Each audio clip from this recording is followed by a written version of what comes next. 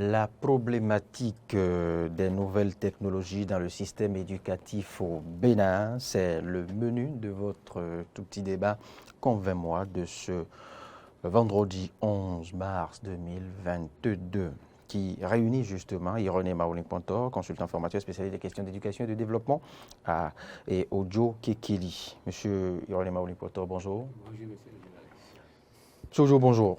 Bonjour. Comment se porte Alada? Alada va bien.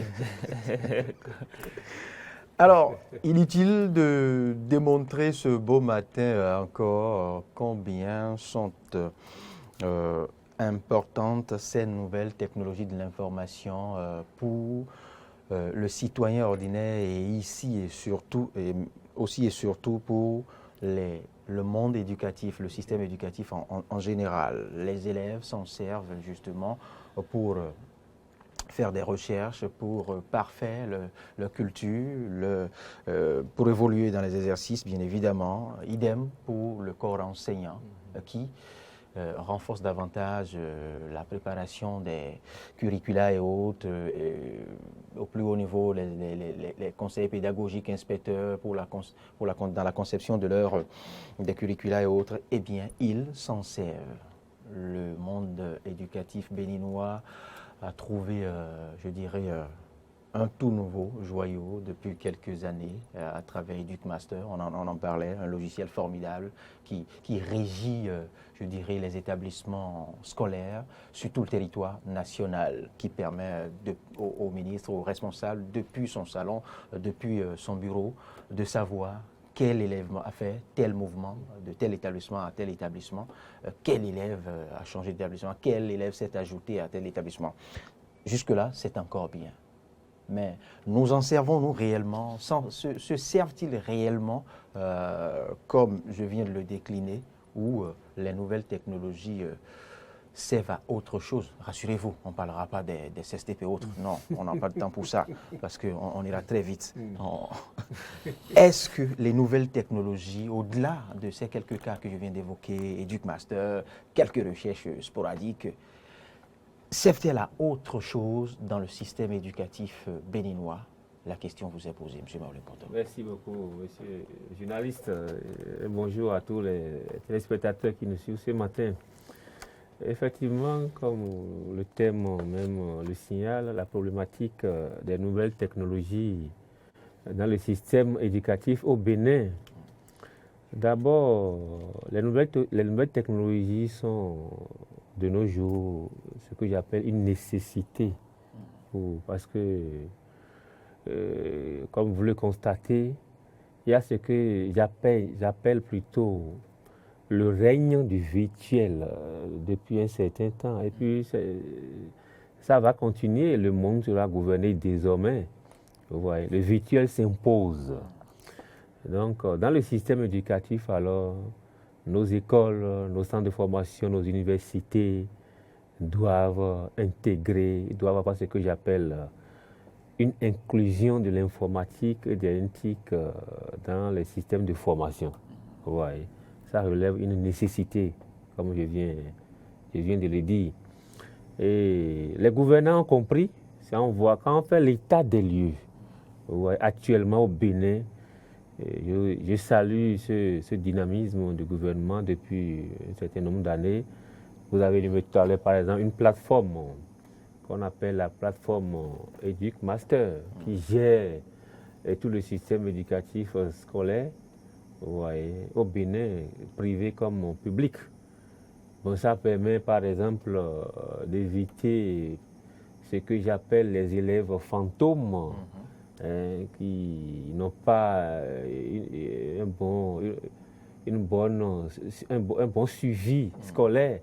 On sort de n'importe où et puis bon, vraiment ça règle. Ça facilite aussi la vie au chef d'établissement. Voilà. Et puis aussi les gouvernants, comme vous l'avez dit tout à l'heure, depuis leur bureau, arrivent à identifier tous les problèmes dont souffrent les établissements sur le plan national, afin d'y apporter les solutions. Et se rendre compte aussi des établissements fantômes. Il n'y a pas que les élèves qui sont fantômes. Il y a des établissements fantômes. Alors, non autorisés. Non autorisés, des choses comme ça, vous voyez. Et gérer aussi le personnel pour voir le personnel manquant, sur le personnel enseignant ou pas, vous voyez. Donc, avec cet état des lieux, on constate qu'il y a un début pour faire face. Donc l'importance d'éthique n'est plus à démontrer. C'est tellement important, c'est utile, c'est indispensable, c'est une nécessité de nos jours, comme je l'ai dit. Voilà.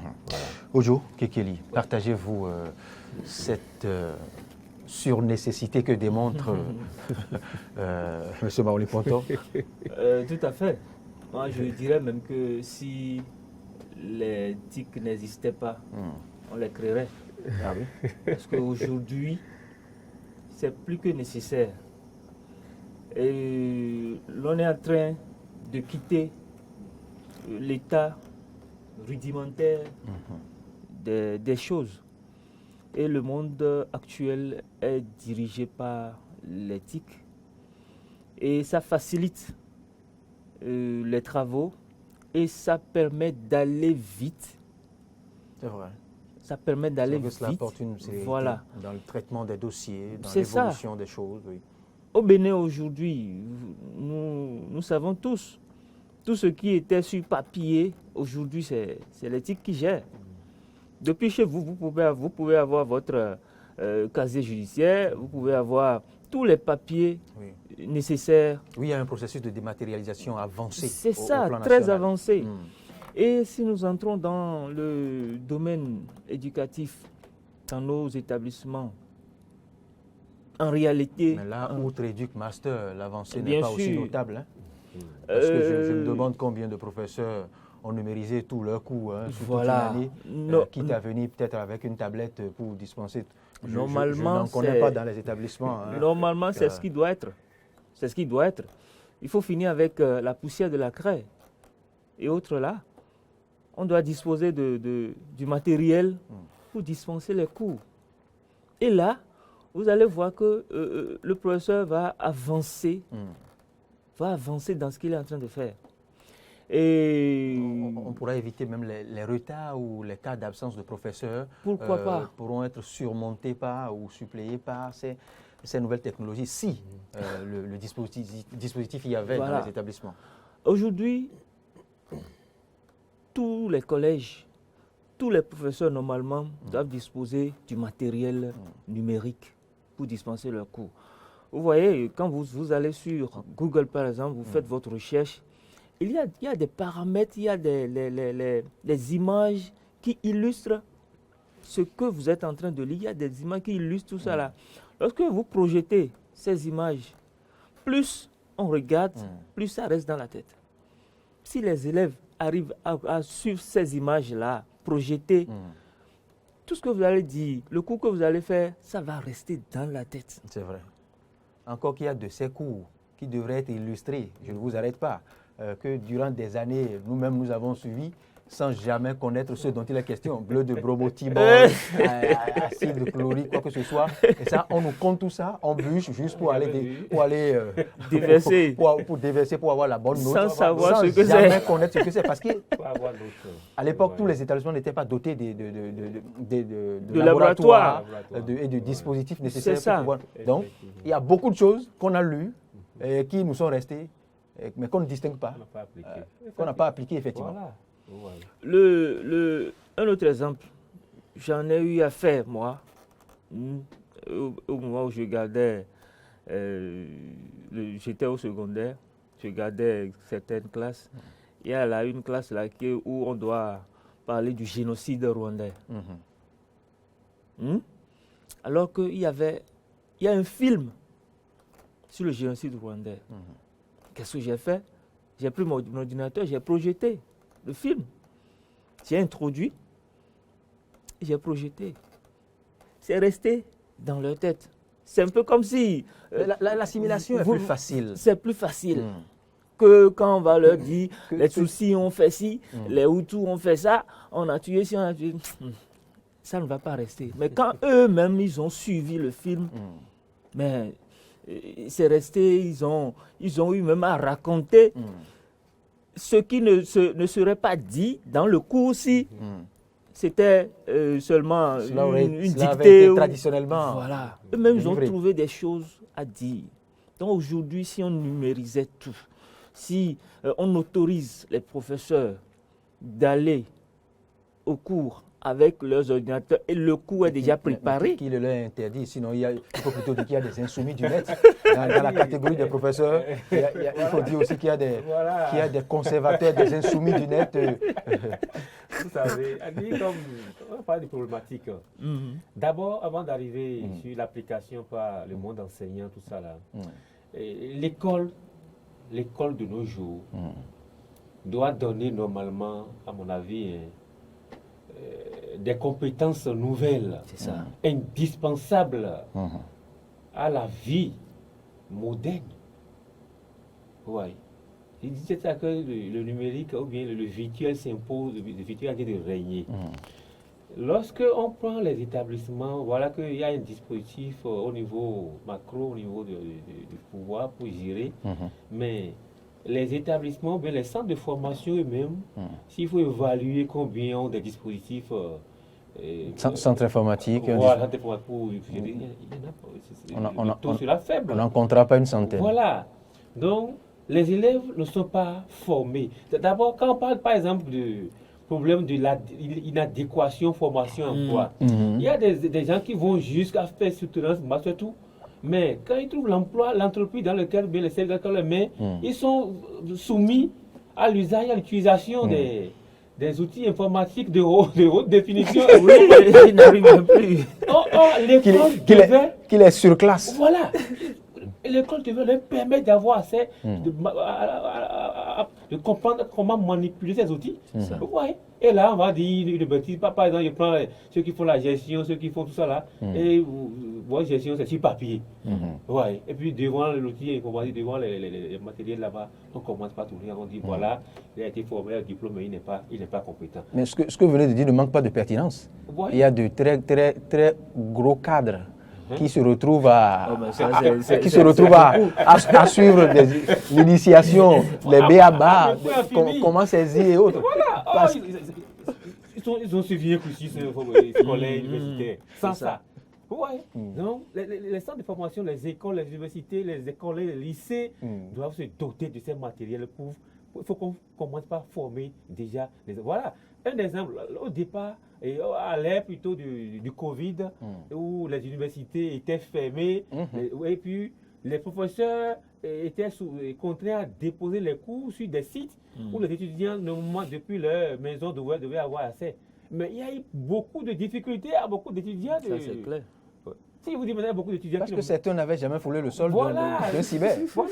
Beaucoup n'ont pas 10 000 par exemple. L'année passée, on a fait une étude, puis on voulait initier la formation robotique à des élèves où, sur le temps, on a identifié plus de 80% d'élèves qui disent qu'ils ne connaissent pas ce qu'on appelle email. Ah oui? Ouais. Donc, maintenant, par rapport à l'application, voilà l'utilité. Maintenant, l'application pose beaucoup de problématiques, beaucoup de problèmes. Vous voyez, il y a manque de formation pour les élèves, les enseignants. Vous voyez, tout à l'heure, vous avez dit comment continuer de trimballer des fiches, des paperasses à nos points en de vieilles fiches. Voilà, le système devait permettre. Et quand tu prends le corps de contrôle, du système éducatif interdit, par exemple, aux éducateurs, aux enseignants, d'avoir en disposition devant les enfants des outils numériques informatiques. Voilà. Ah oui? Voilà. Donc l'enseignant... C'est une aberration. Il a interdit à l'enseignant d'avoir un ordinateur allumé ou bien un portable allumé devant les élèves. Puis on se dit que c'est le monde du recherche. Le cours peut être numérisé comme vous l'avez dit. Mais que veut-on en fait? Voilà, finalité. C'est ça. Ou bien le législateur pense que le professeur va peut-être distraire l'apprenant à travers son Android, à travers l'ordinateur. Mais là, c'est... Peut-être c'est une langue sur laquelle, si vraiment nous voulons un développement pour que notre système éducatif puisse évoluer à l'instar de beaucoup de pays, il y a déjà... certains pays qui ont déjà... Et le cahier de cours pour les enfants, c'est des choses là. C'est des outils numériques. Oui. Et le cours que le professeur doit dérouler, tout est interconnecté, quoi. Et puis, l'élève... Mais il y a un projet au Bénin qui devait mettre ça en place. Je ne sais pas pourquoi. Ça traîne. Ouais. Mais il y a des classes informatiques dans certains établissements. Oui, Mais certains établissements, non. dans certains Voilà, oui, il y a des classes informatiques. certains Oui. établissements, non. Oui. Même au primaire, il y en a. Et vous donniez l'exemple actuellement. tout à l'heure des autres pays dits développés. Et ce sont ces nouvelles technologies, au fait, qui ont facilité la vie Bien sûr. au temps fort de la Covid. Parce que même à la maison, les enfants avaient accès aux cours. C'est vrai, c'était plus présentiel. Voilà. Mais ce n'était pas comme ailleurs où tout devrait être fermé parce que rien n'était prévu. Voilà. Voyez-vous? Donc, les autres ont su peut-être anticiper. C'est vrai, ce n'est pas le même niveau de Voilà. développement. Mais j'ai un exemple où il y a un ami personnel à moi qui avait déposé des dossiers pour soumettre à une candidature internationale d'une institution internationale. Hein. Ah oui. Il a le profil, il a le niveau, tout le diplôme était bien. Maintenant, il a déposé le dossier, tout est accordé le jour de l'examen. Il doit voyager, il a pris l'avion, il est allé pour la phase finale de sélection. Wow. Dans la salle de sélection où on a aligné tous les candidats qui sont venus d'un peu partout du monde. Mais chacun était ce qu'on nous appelle ici copie de composition ou bien voilà. Chacun était assis devant Sa tablette. un ordinateur. Oh, lui s'attendait à récupérer sa copie. Pour écrire comme Et il était sûr. devant puis les consignes, il dit appuyez, ouvrez, en- allumez votre ordinateur, appuyez sur temps, allez dans tel dossier, ouvrez le document, trouvez le fichier, composez, fermez, tout ça là. Toc, toc, toc, toc, toc. C'est là où. Et vous composez, vous vous levez. Oui. Voilà, vous validez, vous levez. C'est ça. Et si vous ne savez pas saisir. Et c'est ce qui est et si vous ne savez pas saisir trois phrases Voilà. en un nombre de secondes donné. Alors là. Est-ce qu'il a pu ouvrir même? Il était prêt en bon béninois. Vous avez dit, si jamais on lui tendait une copie.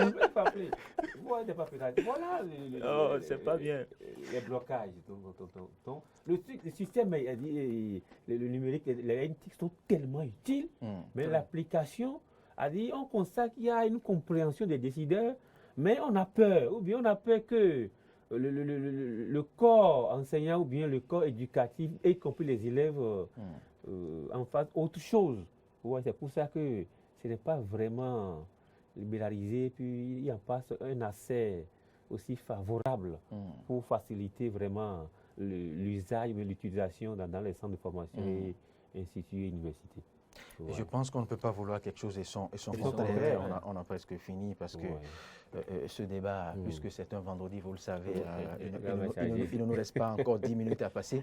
Je disais tout à l'heure qu'on ne peut pas vouloir une chose et son contraire, M. Barlow Importeur Ojo Kekeli. On ne peut pas vouloir aspirer à l'évolution, au développement aujourd'hui et faire d'eau au TIC.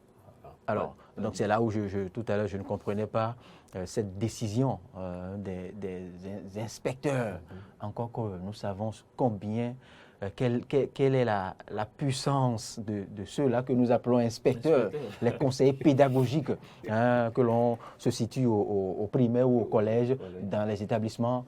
Ce sont à la limite, entre griffes, des terreurs, des bourreaux. Ce sont des cadres les plus craints. Maintenant, quand ceux-là en arrivent à interdire aux professeurs, on va creuser le sujet pour voir de quoi cela retourne, une telle décision. Est-ce que c'est au cours, lors du déroulement, j'allais dire, de l'apprentissage, que le professeur ne doit pas avoir accès à son ordinateur? C'est ça. Je n'arrive pas jusque-là à cerner ce qui peut justifier cette interdiction. Mais dans une dynamique où nous tendons vers la dématérialisation totale des instances, des institutions, alors là, on va en interroger quelques-uns pour qu'ils nous expliquent. Ils doivent avoir leur raison. Oui, ils doivent avoir leur raison. Mais si cette raison n'est pas raison, cela ne vaut pas la peine. Nous sommes en train de prôner une numérisation des choses, de tout ce qu'on est en train de faire. Et dans le même temps, interdire aux enseignants de s'appliquer. Alors là, c'est pas bien. Tout ce qui se fait aujourd'hui dans le monde éducatif, c'est numérisé. Toutes les informations qu'on leur donne, c'est depuis le ministère, c'est depuis la direction départementale, etc., etc. Et tous les directeurs sont informés au même niveau, au même titre. Et c'est grâce au TIC. Justement. Les enseignants doivent enseigner aujourd'hui avec les NTIC. les élèves doivent utiliser aussi les instruments numériques On pour travailler. vous dira qu'il faut d'abord que tous les établissements soient dotés on doit recadrer les choses. d'un dispositif fiable. Non. Il faut d'abord qu'il y ait de l'énergie électrique dans tous les établissements. Encore qu'à Calavi, là déjà, à Calavi, dans l'arrondissement principal, il y a Ça peine à décoller. de très gros établissements qui ne sont pas encore dotés de l'énergie électrique. Donc, ça vous dit à quelle distance ou à quelle année-lumière on est encore de cette réalité. Non seulement ça, mais il faut noter qu'il y a quelques inconvénients aussi. Bien sûr, il y a quelques inconvénients. Vous savez, je ne parle pas dans les enfants. Actuellement, nos enfants substituent l'heure du sommeil aux jeux vidéo sur les outils numériques qu'ils ont. Justement. Et revenir le lendemain aller dormir à l'école. Ce qui peut impacter sensiblement. Va accompagner à une baisse de leur niveau scolaire. Les jeunes élèves, les étudiants aussi substituent leur temps d'études sur les réseaux sociaux, Bien sûr. par exemple. Quand on baisse la tête comme ça, c'est Ouais. fini. Donc, et puis, l'autre chose, il y a ce qu'on appelle le plagiat dans les travaux. Le plagiat. Il suffit que vous donnez Parce qu'il faut un dire sujet de recherche. Il a su aller copier seulement. Oui, parce que l'éthique offre cette facilité. J'étais à une soutenance, la soutenance de master qu'on a fait récemment dans une université privée, où l'étudiant qui soutenait, mais il est allé juste copier sur... Fait du copier-coller. Et puis il n'a même pas lu. Il avec erreur, avec les références et heureusement que l'examinateur mais il ne pouvait pas justifier. Vous voyez? Donc, voilà les inconvénients. Donc, il y a ce qu'on a dit, actuellement, par exemple, les bibliothèques sont désertées. C'est vrai. La culture a dit, le plagiat s'impose. Voilà l'autre inconvénient de cet outil qu'on va y penser pour voir comment vraiment... C'est juste l'usage qu'il faut. Sinon, si les apprenants désertaient ces bibliothèques pour leur Android, eh bien les Android donnent aussi accès à des bibliothèques, donnent accès parce que plusieurs ouvrages sont maintenant numérisés. Maintenant, vont-ils vraiment lire ces ouvrages? Non, pas du tout. Ils y vont pour ce que vous savez. Voilà, des titres. on va y mettre un thème parce que, comme je vous l'ai dit, on a encore quelques rubriques à parcourir, à proposer encore aux amis téléspectateurs. Monsieur René Baoli Poto, Ojo Kekeli, votre mot de la fin. Merci.